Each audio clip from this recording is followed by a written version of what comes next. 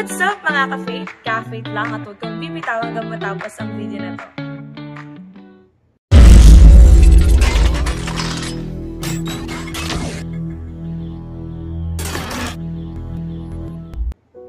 Hi there mga ka-faith! Oops! Before you scroll, I am Laika and I would like to share God's goodness and remind you that He loves you, He cares for you. And no matter what season that we have, what so-called journey that we have, kasama natin si Lord at di na tayo iiwan, ni pababayaan man. Today, I would like to share Exodus chapter 14 verse 14. It says there that the Lord will fight for you. You need only to be still.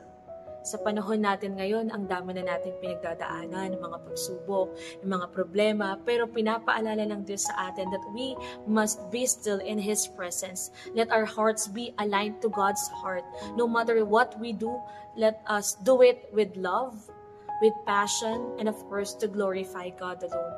Alam ko, iba-iba man po yung panahon na meron tayo, journey na meron tayo, season na meron tayo, but we only have one God, and that God loves you, and He cares for you.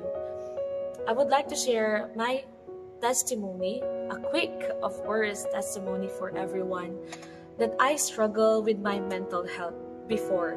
And I thank God sa ginawa niya po sa akin na kabutihan. He is really good in my life.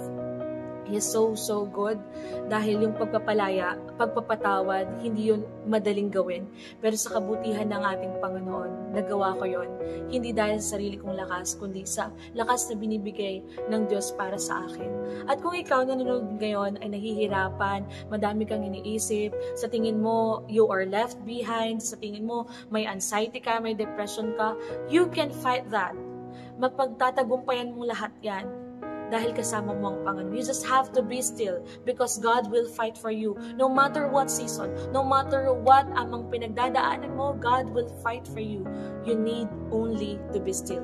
We need only to be still because He loves us, He cares for us. Hindi ninais ng Diyos sa atin ang mga bagay na mga pangit na nangyayari sa atin. Dahil walang ibang plano ang Diyos sa buhay natin, kundi mga magagandang bagay lang. Kaya nga sabi sa Jeremiah chapter 32 verse 27 that, Behold, I am the Lord, the God of all flesh. Is there anything too hard for me?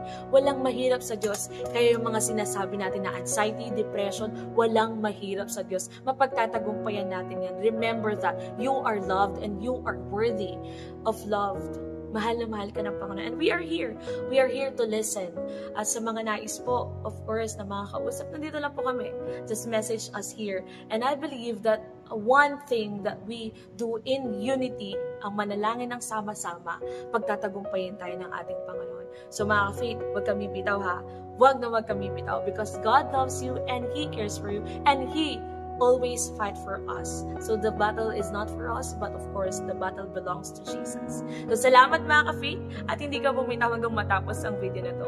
So see you again. Don't forget to like, share, and subscribe to our YouTube channel, Beyond the Place, and of course, to our Facebook page, Victory Church International Christian Ministries, Motrico, and Beyond Youth Ministries, Motrico. Thank you. Have a nice week, a blessed week. God bless you.